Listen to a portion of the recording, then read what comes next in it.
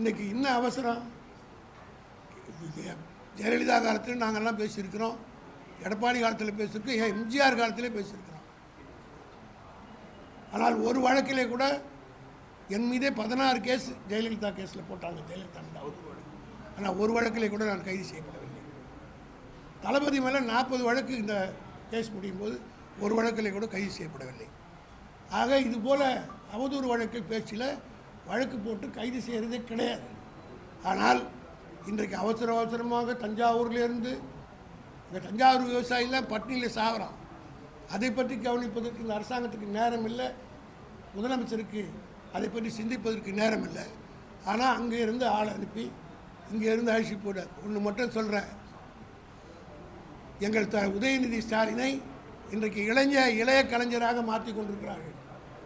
என்னுடைய நினைவெல்லாம் 1963 65 இந்திய எதிர்ப்பு போராட்ட நேரத்தில் கலைஞரை இதே போல தான் கைது செய்து பாளையங்கோட்டுக்கு ஜெயிலில் வேன்லேயே அழைச்சிட்டு போனாங்க. அதெல்லாம் இன்றைக்கி இருக்கக்கூடிய இவருக்கு தெரியாது, இவர் பிறந்திருக்கவே மாட்டார். அன்றைக்கி கலைஞரை கைது செய்து இதே போல் வேனில் ஏற்றிக்கிட்டு பாளையங்கோட்டு வரல போனாங்க. அதே போல் இன்றைக்கு உதயநிதி ஸ்டாலின் அவர்களை கைது செய்து வேனில் அழைச்சிட்டு போகிறாங்க.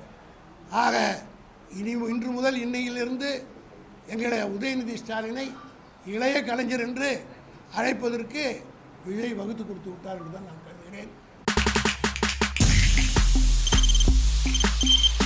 தவிர்க்க முடியாத தம்ப்நெயில்ஸ், கலக்கலான கண்டென்ட்ஸ், சினிமாவும் சீரியஸ் பிரச்சனைகளும், பல வருடங்கள் இடைவெளிக்கு பிறகு இந்த படத்துல ஒரு கலகலப்பும் கைகலப்பும், Me too, love you. Thank you so much. Mass ஏத்துறது போயிட்டே தான் இருக்காரே தவிர பிரேக்கே இல்லாமல் பிரேக்கிங் நியூஸ் சொல்லும் தந்தி டிவி ஆப். இன்ஸ்டா தலைமுறை வரை இறங்கி அடிக்கும் தந்தி டிவியின் டிஜிட்டல் எக்ஸ்க்ளூசிவ். அது தண்ணிக்குள்ள போகும்போது ஹேங் ஆயிடுச்சு. உங்களுக்கு விஜய் சார் எந்த அளவுக்கு ரொம்ப பிடிக்கும்? Of course, Malayalis are huge Vijay sir fans. ரெண்டு பேருமே ரொம்ப பிடிக்கும் எனக்கு. தந்தி டிவி ஆப்பை இலவசமா டவுன்லோட் செய்யுங்க, ஃபாலோ பண்ணுங்க, சப்ஸ்கிரைப் பண்ணுங்க, என்ஜாய் பண்ணுங்க.